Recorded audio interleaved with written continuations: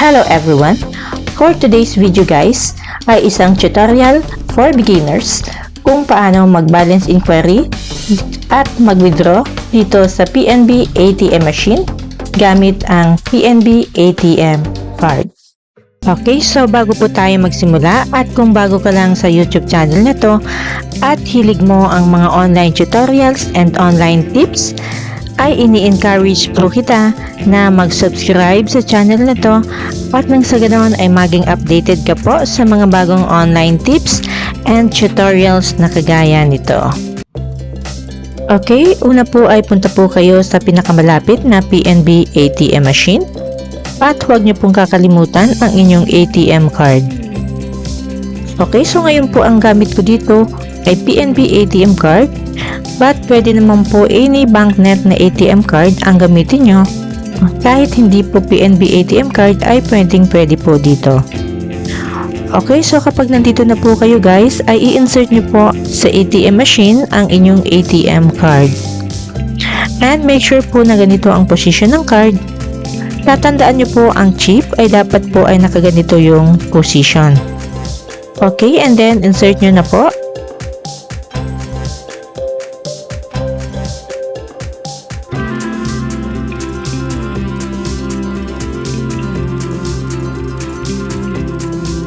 Then, mag-type po kayo ng inyong PIN or personal identification number. And then, kapag lumabas na po yung ganito,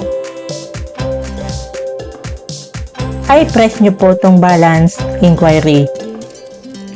And then, mamimili po kayo if savings or current. Yung akin po ay savings account. Okay, ipipress po natin itong savings account. And then, do you want a printed receipt? You can choose yes or no. Depende po sa inyo kung gusto nyo po ng resibo. Then, hintayin lang po natin dahil pinaprocess pa po ang ating transaction.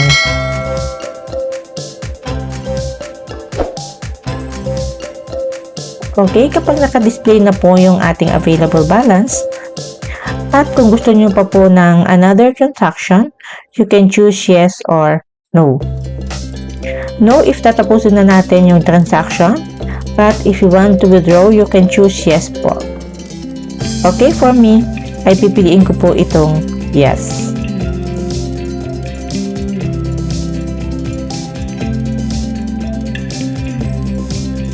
Then, press withdraw cash.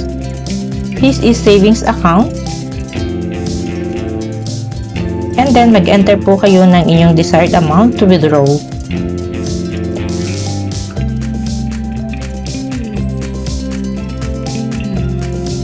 Then, press yes to confirm.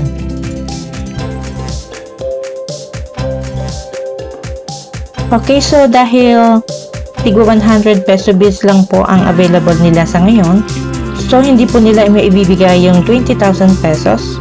And nag-enter po ulit ako guys ng mababang amount. I entered 5,000 pesos only.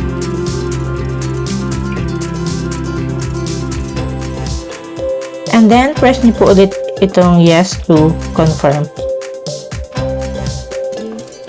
And then maghihintay po ulit tayo ng ilang sandali dahil pinaprocess pa po ng ating transaction. Okay, kunin na natin ang ating card at ang ating cash. Okay, so ganito lang po mag-balance inquiry at mag-withdraw dito sa PNB ATM machine. Okay po, sana po ay nakatulong po ako sa inyo. Thank you so much po sa panonood, and then don't forget to like this video and subscribe this channel. Thank you and see you in the next video. Bye bye!